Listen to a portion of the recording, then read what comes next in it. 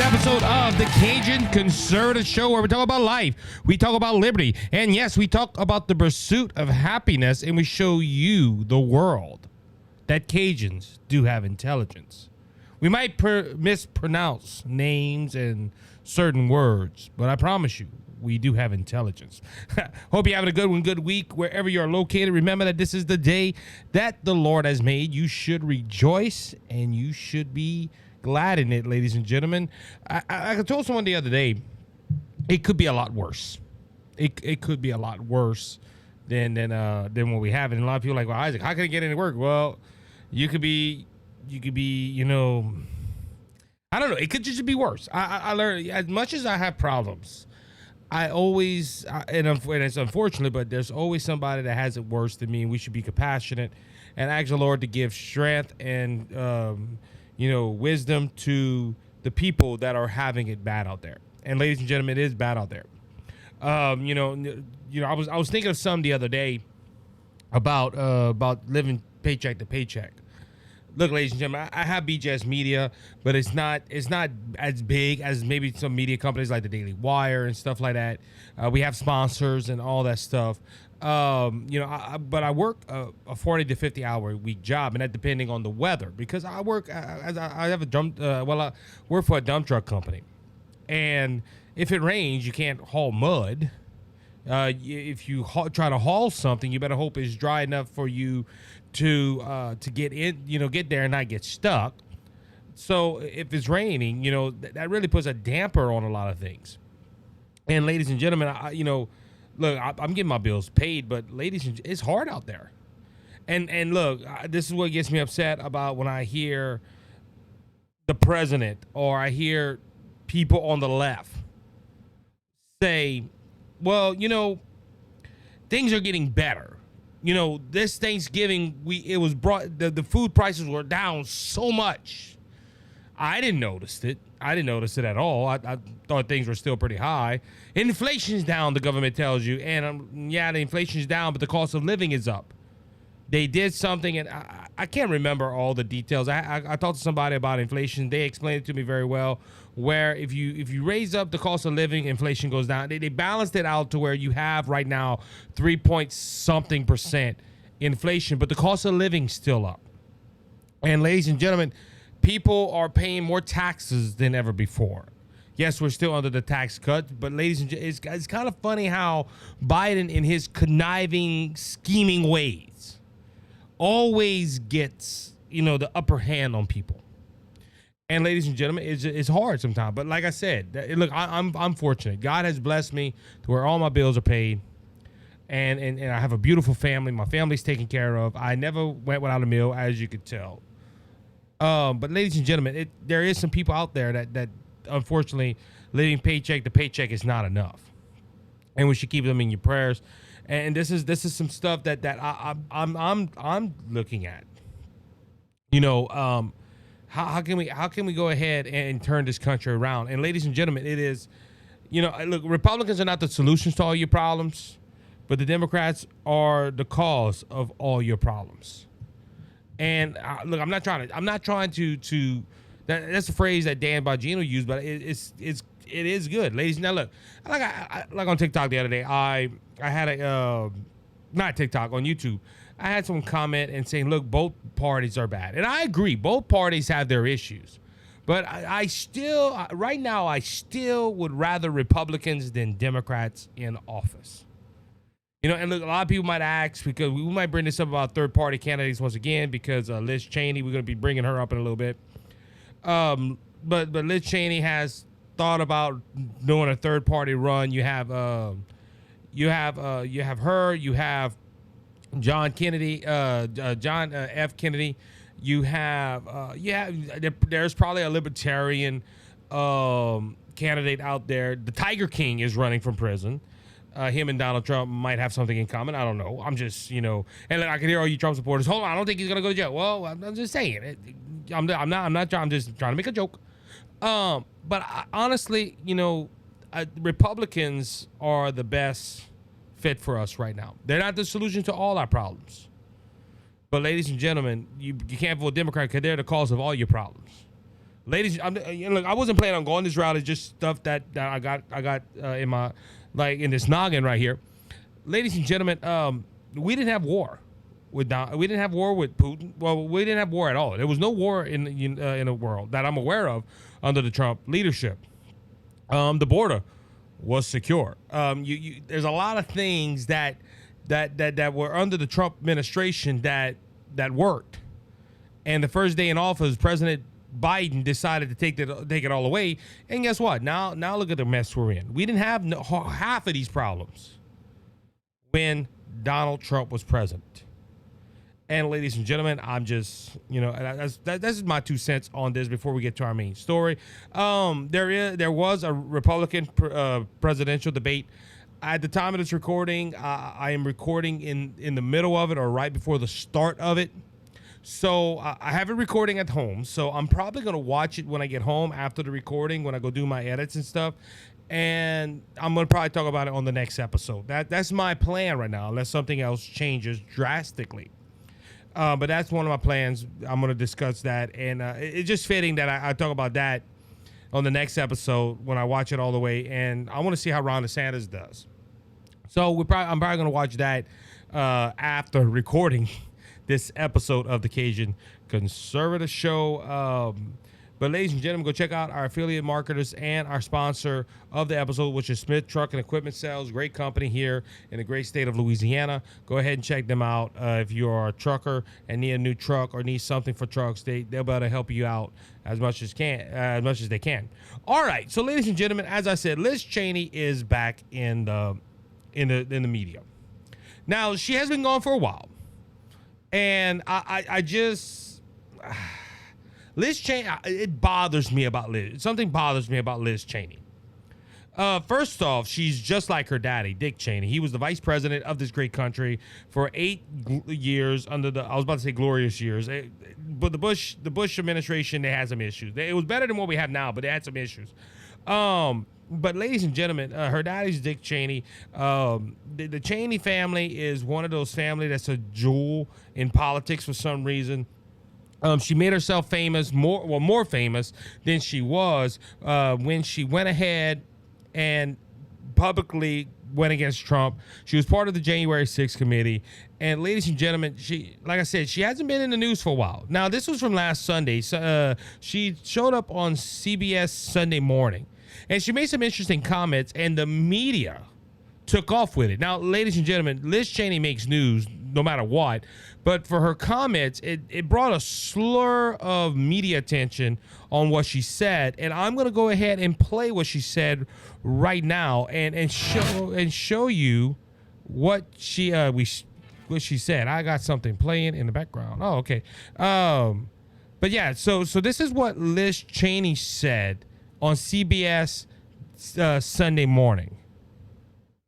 Donald Trump, if he is reelected, it will be the end of the republic. What do you mean? He's told us what he will do. People who say, well, if he's elected, it's not that dangerous because we have all of these checks and balances. One of the things that we see happening today is a sort of a sleepwalking into dictatorship in the United States. So she said we're sleepwalking into a dictatorship. Why did she say that? Because, ladies and gentlemen, it's been told ever since Donald Trump has ran in 2016 that if Donald Trump would 2015, if Donald Trump would get elected, he would be a dictator. He will go ahead and he would go ahead and oppose his rule on the American people. And it's starting up again, ladies and gentlemen, because as we know, Donald Trump lost the election in 2020. Donald Trump is no longer the president, and we have sleepy Joe Biden. I call him backwards Joe because everything he does is backwards. He is president now, and Donald Trump is running for the office of president again. He's trying to be the 47th president of the United States of America.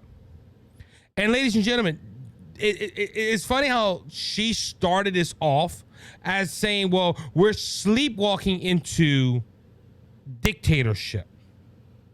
Why? Because as she said in the clip, she said Donald Trump has told us what he is going to do. Now, I understand policy-wise, she probably agrees with 90% of what Donald Trump believes in policy. Donald Trump just wants to close the border. Donald Trump wants to make sure that we have fair elections. He wants to make sure that the Justice Department, the FBI, and all the other branches of the government are not used against people like himself wrongly. He does not want to politicize the government. Now, he has made some statements that have bothered me, where he has said, like, if you come after me, I'm coming after you if I'm president. And that's one of my fears if Donald Trump would become president. Would Donald Trump go ahead and clean house to stop corruption, or will he go ahead and use those departments to go after the people that went after him? Now, he could use it on the lines of saying, well, I'm the president of the United States. I have to make sure that we're fair and balanced, and we have to make sure we take out all this corruption. And ladies and gentlemen, it bothers me when you have people like Liz Cheney and all these other news outlets. Who are the other news outlets? The Atlantic, the New York Times, CNN.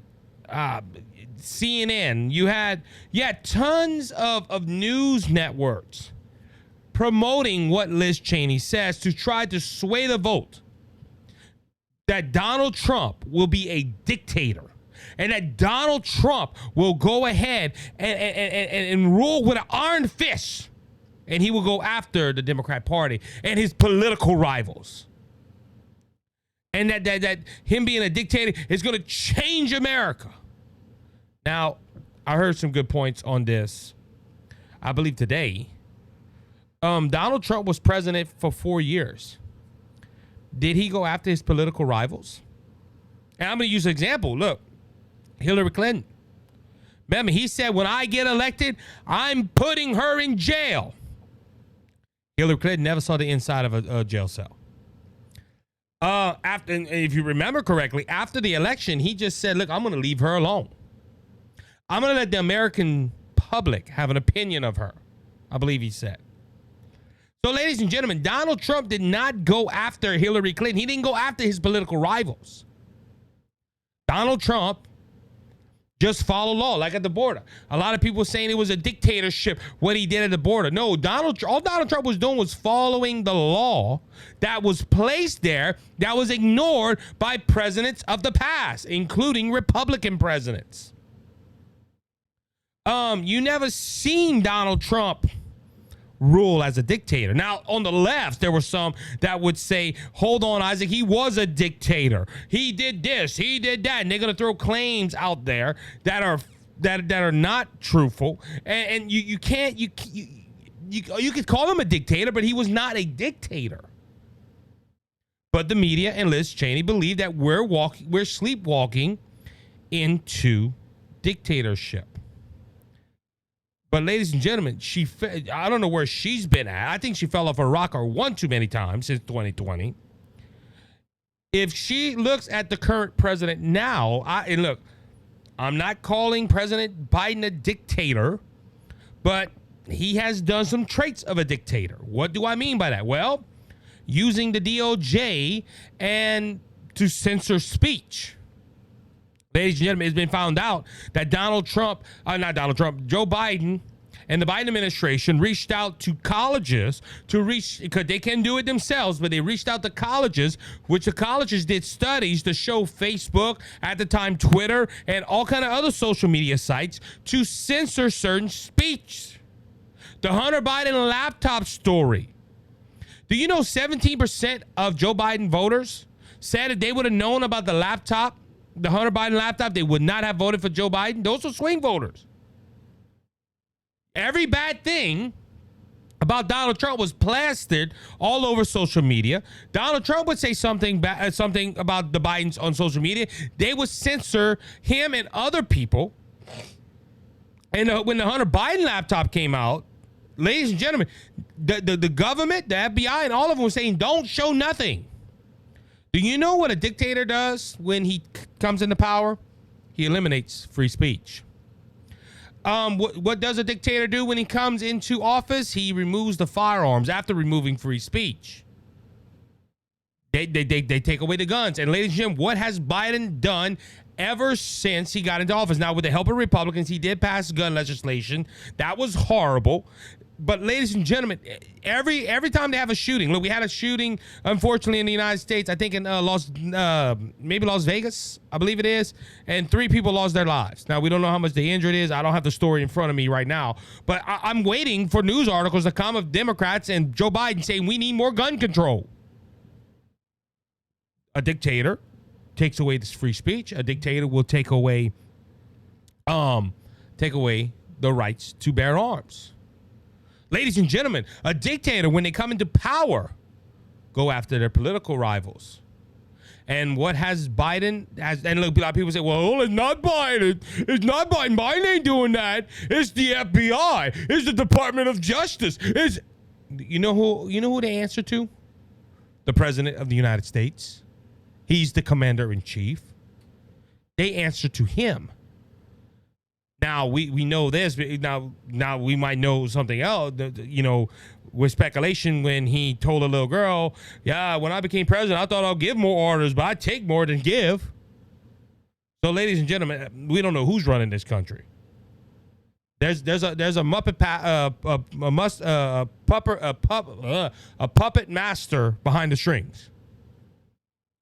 But, ladies and gentlemen, ever since Donald Trump has gotten out of office, it's been threats of impeachment. It's been investigations. It's been looking into his tax records. It's been they just been piling on to where now we had 91 felony counts and 4 indictments later. Ladies and gentlemen, and now, like I said, I'm not calling President Biden a dictator, but who has more traits of a dictator? See, ladies and gentlemen, and this is who will Liz Cheney vote for in 2024 if it comes down to Trump and Biden? Well, you have to assume she's going to vote for Biden because she can't vote for Trump because she just can't stand Trump and she can't stand to vote for a dictator. So she's going to run for president and take votes possibly away from President Donald Trump or even Joe Biden. People might not like Biden. We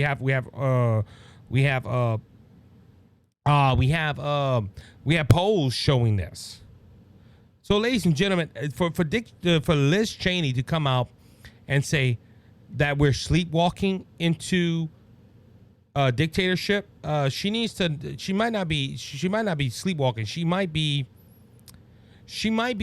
wide awake, and she's just not seeing the facts here. Because what I said, the Democrat Party has more traits of being promoting a dictatorship than the Republican Party. And ladies and gentlemen, we need as a nation to stop worrying. Look at the facts. Let's just say, like, stop worrying about, oh, he hurt my feelings. Oh, he did. No, look at the facts.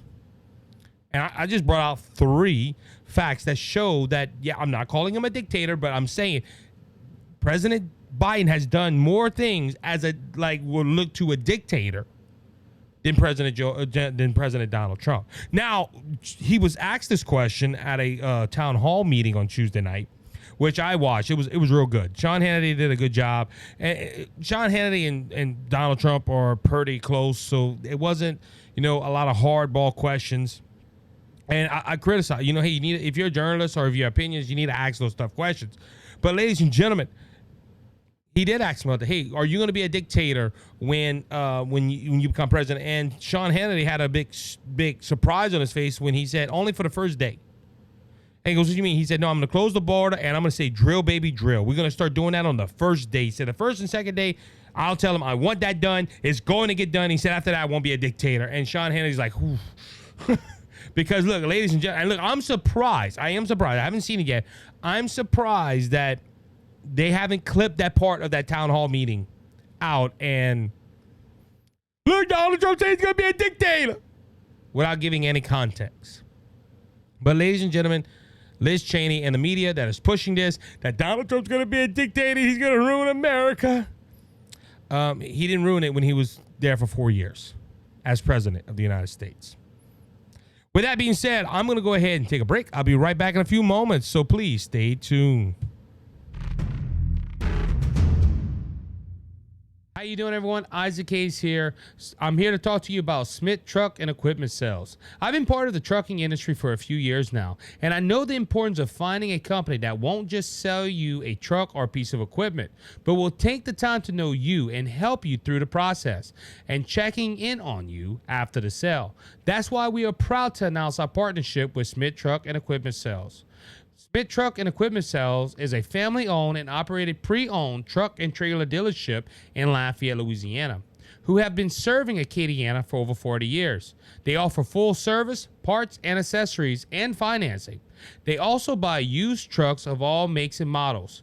You can visit Monday through Friday from 7:30 to 5 at their location at 3010 Northeast Evangeline Thruway, or visit their website, smithtrucksales.com. You can also give them a call at 337-234-0557 and let their friendly and experienced staff take care of all your truck and trailer needs. Smith Truck and Equipment Sales. Tell them the Cajun Conservative sent you.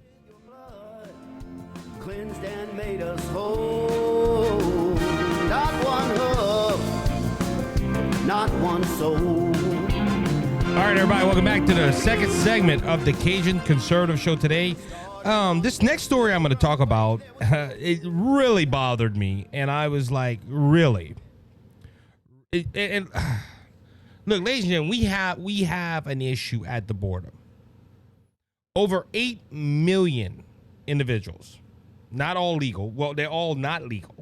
They cross the border, and ladies and gentlemen, it's a mess down at the border. We had a record broken today of, I think, how many people are arrested or in the Homeland Security's prisons. Or I think there was like 22,000 people that have been detained. Now, I understand the 8 million didn't come over last night. It was over the span of 3.5 years. Well, and look, we're going into the fourth year of the Biden presidency. Because look, we are sitting at December 6th right now. We're a little under a month. We are a little under 11 months until the next presidential election. And ladies and gentlemen, we have 8 million people now. It was about 2.5 to 3 million people a year crossing over the border. Now, Sean Hannity likes throwing these numbers up where they talk about the countries these people are coming from, and some was from Afghanistan, a lot of them from Iran, some from China, Mexico. Ladies and gentlemen, Mexico didn't even hit the top 2, if I'm not mistaken. But we're under the impression that these are all Mexicans that are coming over that have a bad life in Mexico. Well, you know, I'm gonna say this: if I was the president of the United States, I would go take a trip to Mexico, sit down with their president, their liberal hack president over there, and tell them, you know, you're living like a king over here. Why are your people fleeing to America? I would love to be a fly on the wall if we had a president that had the cojones to do that. But unfortunately, but going back to the border is a problem. And ladies and gentlemen, the border states, except California, are having issues with these people crossing over. Now, some, like Greg Abbott, Florida's not a border state, but Florida has immigrants out there. They have sent them to liberal states to house them. And like in New York, it is a problem. Chicago, it's a problem. And ladies and gentlemen, it's a problem that needs to get fixed. And the Biden administration just don't want to go ahead and fix it for some reason. Maybe they think there's votes. I don't know. But why am I bringing up this? Why is it a problem? Because, ladies and gentlemen, it's a problem in the United States when families in America want to go see their son play in a football game that served our country. What am I talking about? Well, this weekend coming up, it is the Army and Navy football game. A great tradition. I think it's the 124th time that Army and Navy have met, and that means it's 124 years. Ladies and gentlemen, a great tradition, and props to CBS Sports for allowing it to be on their network. And look, it's not about, look, Army, Navy. I'm not in the military. I have no skin in the game. I think all our military personnel are great. I love this country. If you're watching the YouTube video or the Rumble video, you could tell I am very excited. I love America. I'm a patriot. But ladies and gentlemen, going to, it's sad again, as I was saying, this is the 124th time. It's sad that family members of these service people that want to go watch their son play a football game can't get a hotel room. And you might be asking, why? Well, that's because the game is held in Foxborough, Massachusetts. Massachusetts being a blue state, they have illegal immigrants there and it's overpopulating. And these families requested these rooms and they got cancellation notices from the hotels that are being used by the state to house migrants. That's right, ladies and gentlemen. People that crossed over our country illegally are being taken care of more in a hotel room than the brave men and women's families that are going to watch them for a weekend play a football game. That is a great tradition in America, the Army-Navy game. They're being turned away. And it has prompted Senator Joni Ernst of Iowa to demand action from the president regarding border security. Look, okay, I'm going to say this right here, okay? We need border security. I brought it up at the beginning of this segment. But you know what gets me upset more? I'm upset about the border. These hotel managers listening to a state government that are housing migrants, illegal immigrants in this country. They don't have the right to vote, supposedly. We heard from, I think it's from Chicago. I think it was Chicago voted that illegal immigrants can vote in their state elections. But these immigrants aren't supposed to vote. They're not supposed to have access to our government needs. But this blue state has told the managers, cancel paying customers. These service members' families for the migrants. And these hotels, I understand the government is probably paying them a lot of money. But what a slap in the face of our military.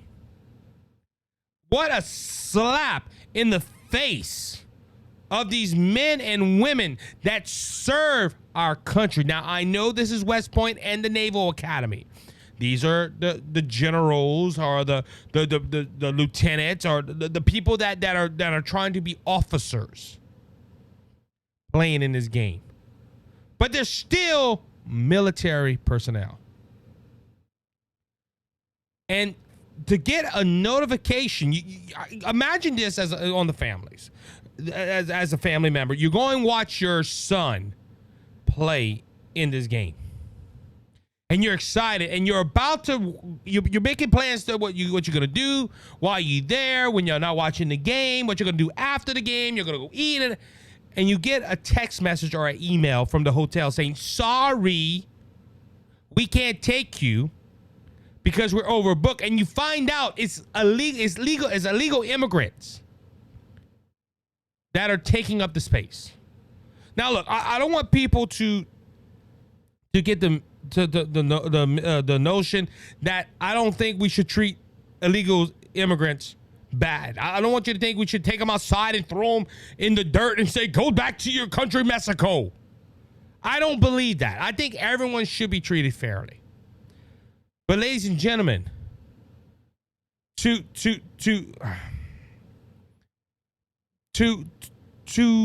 accommodate a non-citizen over a citizen that their children are serving in our military is shameful. And look, this is all because of the Biden administration. Oh, here you go, blaming Biden. No, I said at the beginning of the segment, 8 million people. The Border Patrol agents are overwhelmed, ladies. They just hit a high. I think I saved that story. They hit a high today. Migrants encounter hit daily record at southern border as Washington struggles to agree to a solution.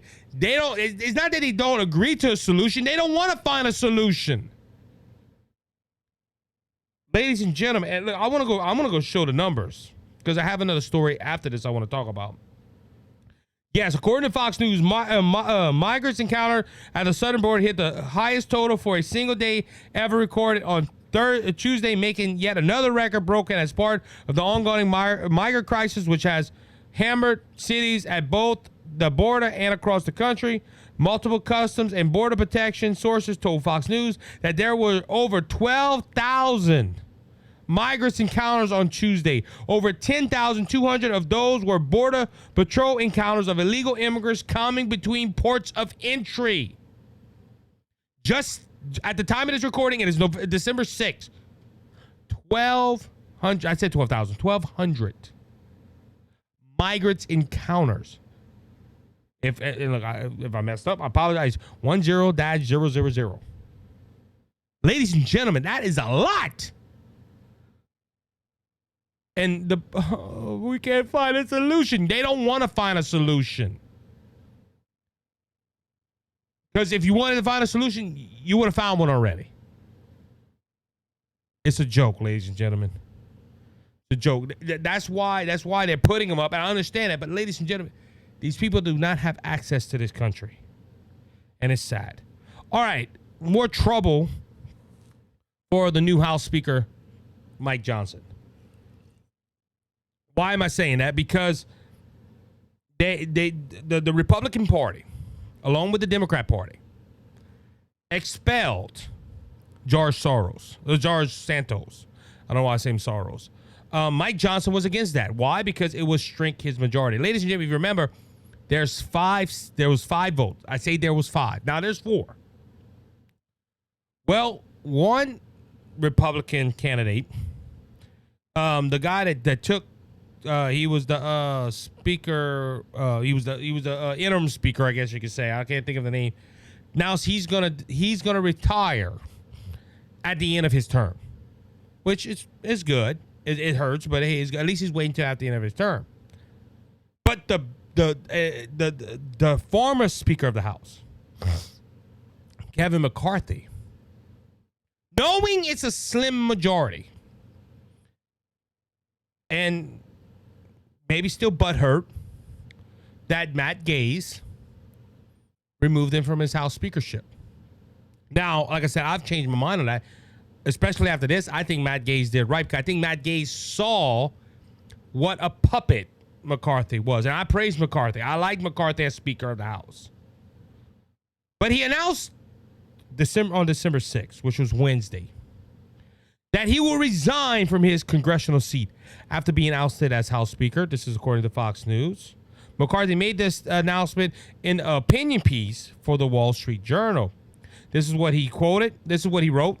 "No matter the odds or personal costs, we did the right thing." Really? Okay. He didn't say that. I said that. That may seem out of fashion in Washington these days, but delivering results for the American people is still celebrated across the country. It is in this spirit that I have decided to depart the House at the end of this year, 2023, not 2024, to serve America in a new way, probably as a lobbyist. I'm sorry, I gotta stop adding this in. "I know my work is only getting started," McCarthy wrote. "I will continue to recruit our country's best and brightest to run for elected offices. The Republican Party is expanding every day, and I am committed to leading my experience to support the next generation of leaders." McCarthy's sermons, it often seems that more Washington does, the worse America gets. "I started my career as a small business owner, and I look forward to helping enterprises and risk takers reach their full potential. The challenges we face are more likely to be solved by intervention than legislation." Ladies and gentlemen, this is a problem right now. He's going to quit this year. Not at the end of this term. this year he's going to go. He found another endeavor. This sounds like a spoiled brat that did not get what he wanted. Let me explain. You have Kevin McCarthy that made promises to the conservative wing of the legislation, the House of Representatives. And everything that the House conservatives wanted, he either stonewalled them or he put it on a slow track. Mike Johnson gets in there. Within a month and a half of him being there, there's already talks of an impeachment inquiry vote and possibly of an impeachment vote into Joe Biden. There is more of the investigation rolling now under Mike Johnson than it ever did under Kevin McCarthy. Kevin McCarthy lied to get his spot. Now the conservatives were not having it, so 9 months into his speakership, they removed him. Yeah, they teamed up with the Democrat Party. I disagree with that. But now he's saying that Matt Gaetz should be put in jail. He's making not threats, but he's making statements about other conservatives. Well, I can't say other conservatives because he's probably a rhino. Kevin McCarthy's best pal, McHenry, the one that took his spot after he was ousted as speaker, now announces he's stepping down. So this is why I say it's hurting Mike Johnson. He's slimming the majority. Now you don't have 5 votes. You have 3 votes. 3 votes at the end of the year. Look, and Kevin McCarthy said he likes Mike Johnson. I wonder if he's trying to sabotage Mike Johnson. A pundit said today, and I agree with him on this note, what if the Democrats convinced 3 rhinos to remove Mike Johnson and put Hakeem Jeffries in his spot? Kevin McCarthy says in his statement that he's going to serve America in another way. But if he stays in the House of Representatives, he would help America by letting the Republicans hold the House. It was almost impossible to pass legislation with 5 votes. Now we only got 3. Remember, they took out George Santos, which, did he lie? Absolutely. But you let the voters decide that they want him back.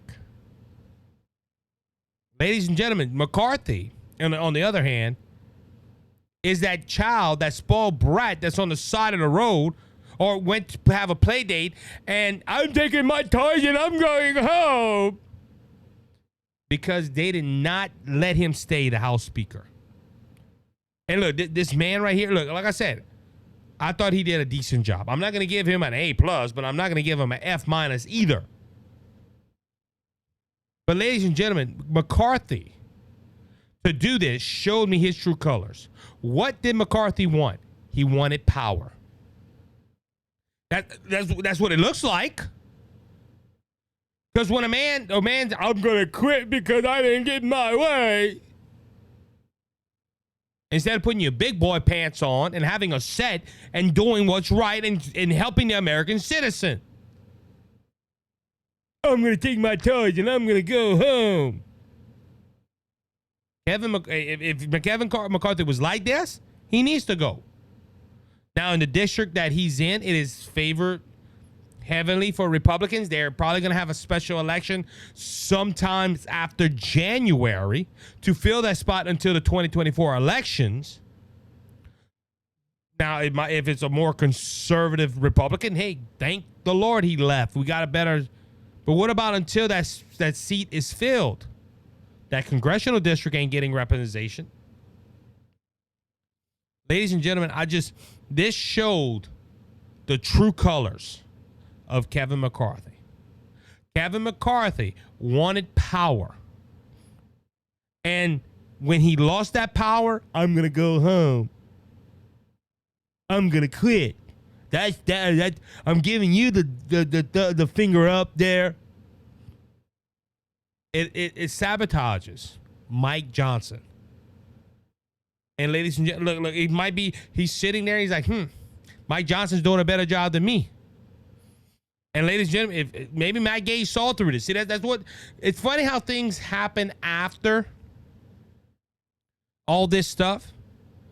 We're starting to see Kevin McCarthy's true colors. Now, like he said, he's going to help entrepreneurs and enterprises and stuff. He's probably going to be a lobbyist. He's not going to help the American. He's going to help his back pocket. Because unfortunately, politicians like this, if they're acting like this right now, that's showing their true colors. And it's showing me that I'm glad Matt Gaetz removed him from the House speakership. And ladies and gentlemen, but like I said, him leaving hurts Mike Johnson. Now we got to see what Mike Johnson has to do. And we're going to have to see what his strategy is to get things done in the next year coming up. With that being said, we're going to go ahead and take our final break. We'll be right back in a few moments, so please stay tuned. How you doing, everyone? Isaac Hayes here. In America, hair loss is a problem for most adults. 60% of men will have to deal with hair loss by the age of 50, and 50% of women will experience hair loss in their lifetime. Now, some people may not worry about the receding hairline, but if you are, I want to tell you about HairClub. HairClub has 40 plus years dedicated to restoring hair and rebuilding confidence.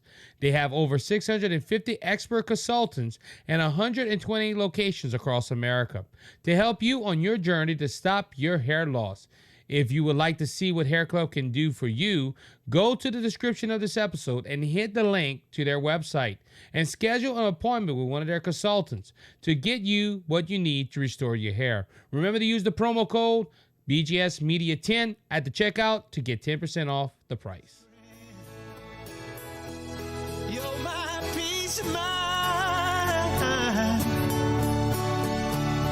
when this old world seems to get me. All right, everybody, welcome back to the third and final segment of the Cajun Conservative Show today. I just looked at the clock and I'm like, wow, time really goes by fast when you're having fun. Ladies and gentlemen, and look, you know, at the time of this recording, I usually do this after church on a Wednesday night, and unfortunately, church had to be canceled due to some stuff going on, and I was like, okay, I'm gonna go record, and now I'm recording, and I took a shower, I ate supper, I did all that before, so I'm really energized. I'm ready to go. And look, we have some ideas coming up in January. Hopefully, we're going to start implementing some stuff that can get some more stories out there. But ladies and gentlemen, this was one of those half of the weeks where almost all the stories came in the first half of the week. And I'm going to go ahead. I'm not trying to ramble too much. There's some stories I really want to talk about, so I'm going to try to give 2 to 3 minutes a piece of these stories, and we're going to go ahead and see what happens. The House and the Senate have been busy. They've been extremely busy, especially today at the time of this recording.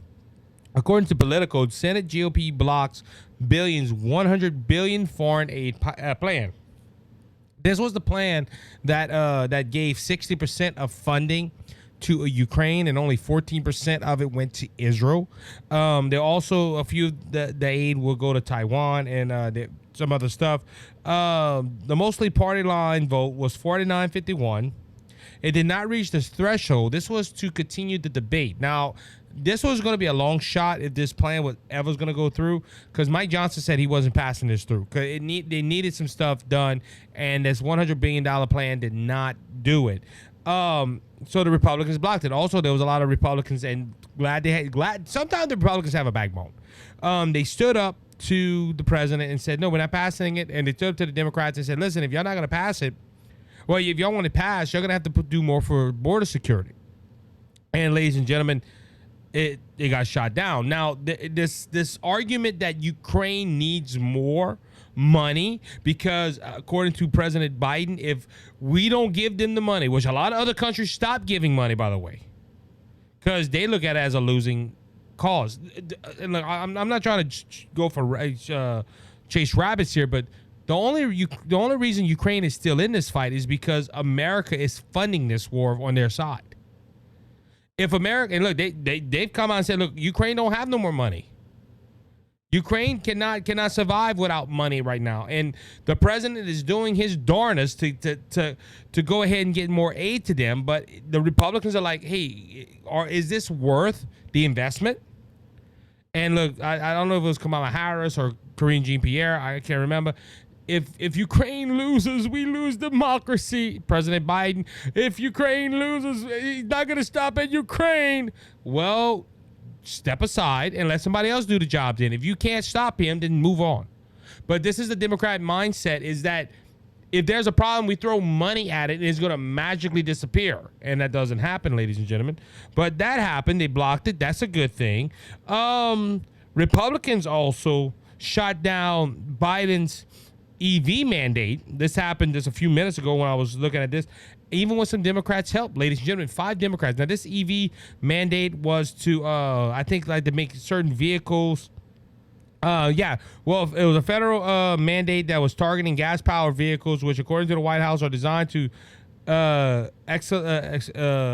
accelerate the transition to electric vehicles. For some reason, the Biden administration believes that if we go ahead and go EV, we're going to be total utopia. We're going to save the planet. We're going to have more green grass. We're going to have more green trees, and everybody's going to be happy. But it was shot down, and like I said, 5 Democrats. This was a bipartisan bill that was shot down, by the way. Not a bipartisan. It was voted to be shot down bipartisan. You won't hear that on mainstream media, but yeah, they go ahead. The passage of the CARS Act in a massive victory for every customer in the entire American auto industry, Wolbert told Fox News Digital. The Biden mandate has always been unrealistic and a textbook study on how central planning and Biden economics simply do not work. Mandating EVs has never been a responsible or affordable solution, ladies and gentlemen. So that is shut down. And look, this is not going after your car. No, they're going after your washing machine. They're going after your hot water tank. They're going after your ACs now, ladies and gentlemen. It's bad. But the government, the Democrat Party, they always do this. They try to control you, the American citizens. Like I said, they're not going to go without an electric car. And look, I even have a story. I also have a story of I think it's let me go find it if I didn't delete it. Let's see. There was a state. Yeah, Michigan's Governor Whitmer ordered the state government fleet to be 100% electric. Ladies and gentlemen, I hate to see if there's a national disaster that goes through there when people are going to try to evacuate. EV, now this is according to Donald Trump, because they did have a debate, town hall with Donald Trump. I said I watched it earlier. It was real good. He made a point like this. He said EVs can only go maybe 300, 400 miles. They want the military to go EV, by the way. This is the Biden administration. A diesel engine, does a diesel engine can go, like he said, 2,200 miles. So I don't know if that's factual or what, but ladies and gentlemen, I know for a fact EVs can't go that far. I talked to a man, and this was me personally. I talked to a man in the Walmart parking lot, and in the Walmart parking lot, I asked him, how far can you go in that thing? He said, I can go about 8 hours. He said, I come here, I put it on the charger, I go shopping, it takes about an hour to charge. I started doing some research on that. That's a supercharge. Those pumps are them electric stations in Walmart, Target, and other places. We have one on the Petco by Tesla. You plug in that car there, and you have to wait at least an hour.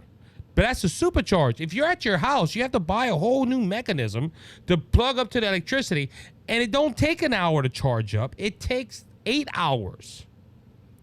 So if something happens, you need to get to the police, and you forgot to plug it up to plug your car up. Guess what? You're hurt. Better hope Jeepers Creepers ain't coming after you. But ladies and gentlemen, this is what the Biden administration wants. So I'm glad that the Republicans did this. Biden to supporters, if Trump wasn't running, I'm not sure I'll be running. So there's a lot of speculation about Biden. He isn't going to be president past 2024, hopefully, because he will lose the election.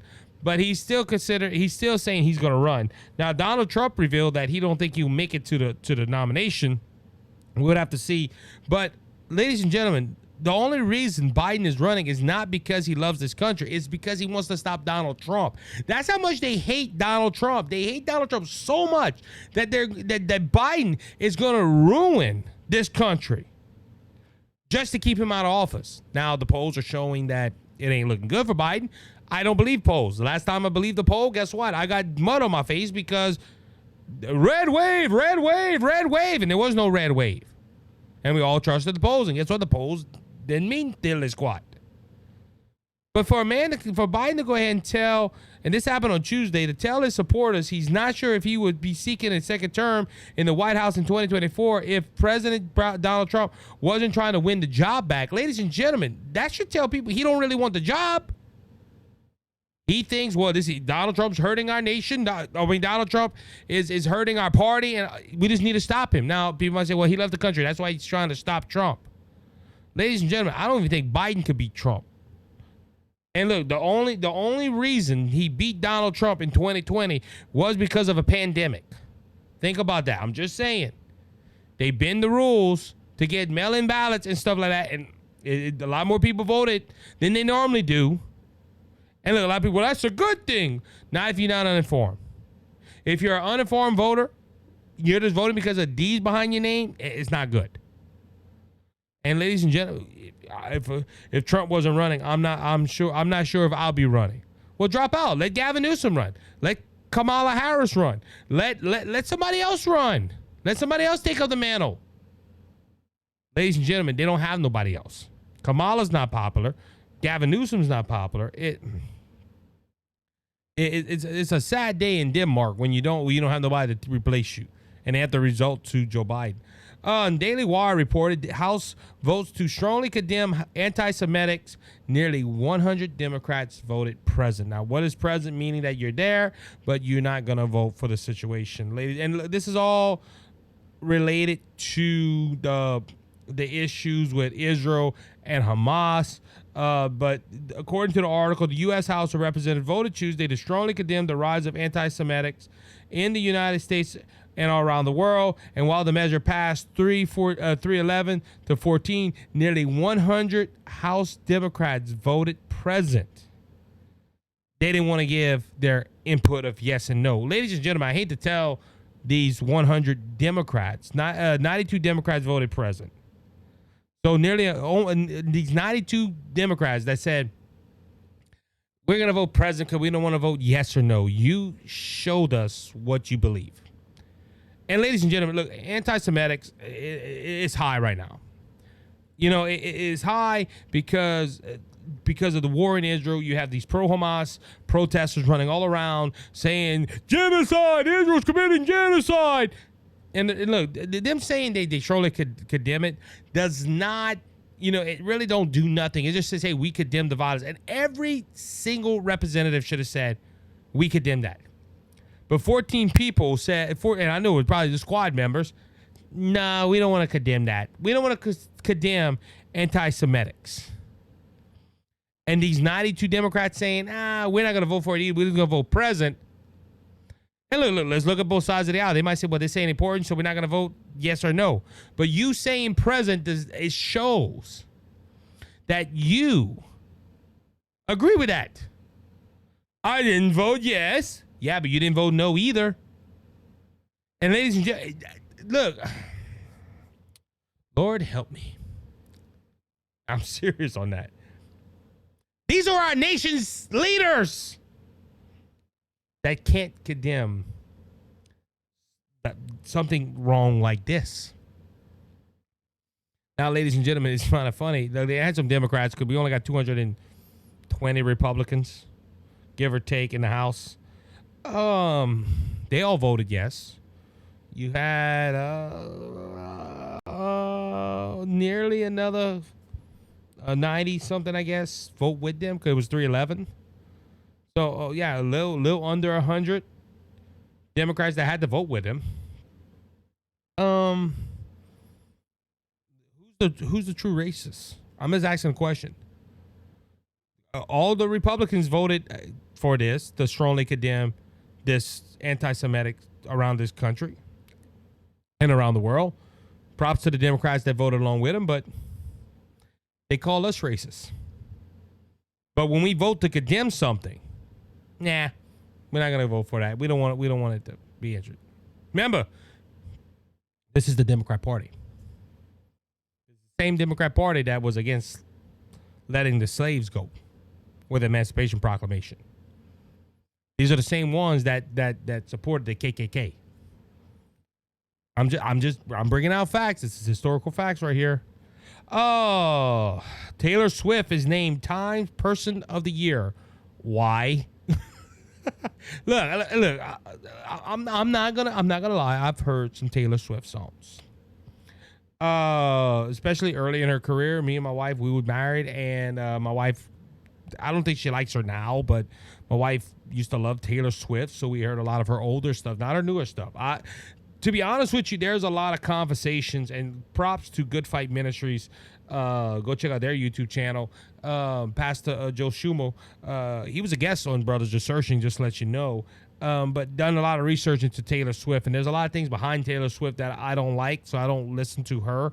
But what made her worthy a Person of the Year? Now, if you read the Daily Wire's article, they talk about how she passed over from millionaire to billionaire. This concert that she's doing all across the country right now, she's making bank, ladies and gentlemen. She's filling stadiums of 80,000 to 100,000 of people waiting outside to see Taylor Swift. They call her followers the Swifties. Ladies and gentlemen, yeah, okay, so that's an accomplishment. I will give her that, ladies and gentlemen. But what has she done to further humanity, to where the New York Times would name her the Person of the Year?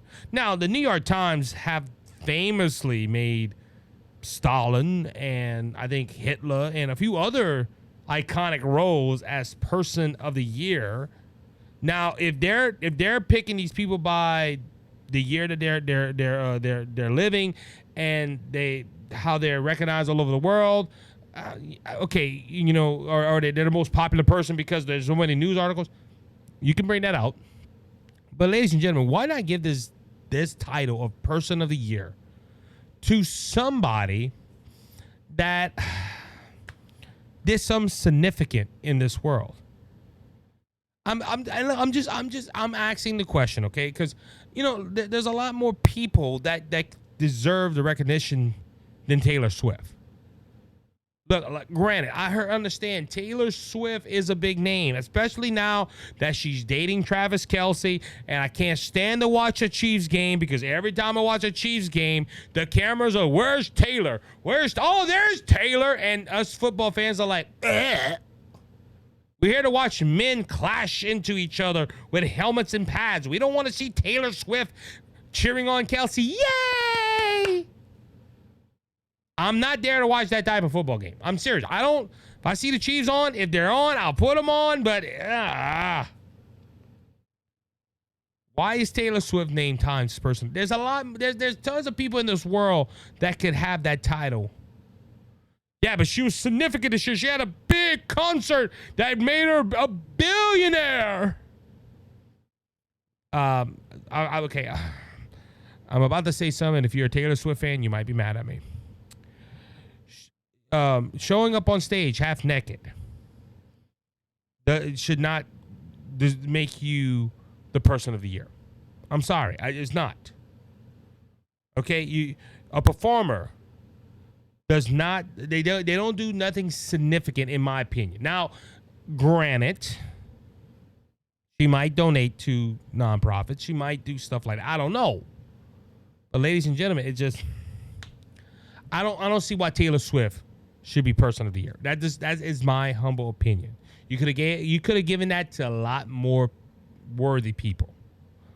All right, Comey Jordan threatened to hold Hunter Biden in contempt of Congress after he rejects subpoena for deposition. This is, remember, we talked about this, how Comer and Jordan went ahead and issued a subpoena to talk to Hunter Biden. They said they wanted to do it behind closed doors. Would have been smart for Hunter Biden to go behind closed doors. That means it's top secret. They can't reveal a lot of stuff. But he said, no, I want an open hearing. It's funny how Hunter Biden does that. Hunter Biden demanding everything he wants and thinks people should bend down to the knee because his last name is Biden. But he told the House Judiciary Committee, nope, I want an open hearing. I want cameras. And like I said, I'm thinking to myself, you a dummy. Okay, you want all your dirty laundry exposed, but he knows that, and I think this is why he wanted open here. He knows the media is going to cover everything for him. Basically saying, if he says, I didn't do nothing like that, and James Comer shows the proof, the media is going to show him crying, I didn't do that wrong, my daddy didn't do that wrong, and they're going to stop. They're not going to show the evidence. But now he's saying, I ain't going. And Jim Jordan and Comer is doing right. They're saying, okay, you don't want to go? Well, guess what? You're a contempt of Congress, and you're going to be, I don't know if he gets arrested. His lawyer last week notified the committee that the president's son rather testify in public hearing instead. Let me see what the House Judiciary Committee, James Comer and Jim Jordan are threatening to hold Hunter Biden in contempt of Congress after the lawyer for the president's son notified the panel that he will not appear to testify unless he can do so in a public setting. Subpoena Hunter Biden to appear for the deposition on December 13th, which is next week, behind closed doors. Let me see. Let's see if Biden does not appear for his deposition on December 13th, the committee will intentional contempt of Congress proceedings. They wrote. I'm trying to see. They don't say what would happen to him. I don't know if he gets arrested or whatever. But yeah, ladies and gentlemen, Hunter Biden thinks he's big and bad, and that he I'm not gonna do that. Ladies and gentlemen, this is Congress. This is, and look, like I said, behind closed doors. If I would rather do behind closed doors. For some reason, Hunter Biden thinks it's better to have an open public hearing where everybody can hear the facts and how you can debunk all this stuff. Ladies and gentlemen, it's already been proven that what the Bidens have done was corruption, and there was money going to Joe Biden. With that being said, my last story tonight, this is from the Daily Caller. Bunch of lies. Biden denies interaction with Hunter Biden's business associates, despises mountains of new evidence. President Joe Biden denied that he interacted with his son's business associates, despised the new email search released by the House Ways and Means Committee, apparently showing that then Vice President used some stuff to exchange more than 50 emails with individuals. Mostly during the spring of 2024, Joe Biden conversed with Eric Stallwell, Hunter Biden business associate and accountant, using an alias Robert Warr, according to the email search released Tuesday by the House Ways and Means Committee. During the time of the emails were exchanged, Hunter Biden joined the board of Ukrainian energy firm Burisma Holdings, and the documents show when asked about the documents on Wednesday, Biden denounced them as lies. There's emails showing Hunter Biden and Joe Biden talked with his business associates. There's money, mysterious money that went into that Joe Biden received from his brother and his son. The president just says lies and walks out. Ladies and gentlemen, look, this is the thing. I didn't notice this until the other day. The White House don't want to answer this. Every time a question like this, you got to talk to the White House counsel, and walks away. And when the White House counsel, you gotta ask the press secretary. They're passing the buck to the closest fool to try to answer this question. They don't have questions, ladies and gentlemen. There's more evidence. And look, innocent till proven guilty. All right, I will say that. But Biden is up to here in crap, and him trying to get out of it is making him sick more and more. And ladies and gentlemen, just to say bunch of lies and walk off, that don't tell us much. Expose the lies to us. Tell the White House counsel to expose the lies. What James Comer and Jim Jordan have found, expose that as lies and tell us the truth. But they won't do that because the truth is not on their side. With that being said, that's going to wrap up this episode of the Cajun Conservative Show. I did it. I did it. I did all the stories that I no, there was a lot more, but we're gonna have to wait until the next episode to discuss all those stories, I guess, or then there probably will be new stories. So we got to see what happens. With that being said, thank you again, as always, for listening. If you can, please subscribe. Please follow the show. Please tell your friends. If this was your first time listening to this episode of the Cajun Conservative, you are now part of the Cajun Conservative family. Come back and hang out with us. We would love to have you guys on future episodes of the Cajun Conservative Show. I'm Isaac Hayes, once again, the Cajun Conservative. Remember that Jesus Christ is King. He's coming back and come back soon, so don't be faint of heart. Jesus has overcome the world. If you want to know Jesus, your Lord and Savior, reach out to me. I'll tell you how to make Jesus your Savior in heaven your home.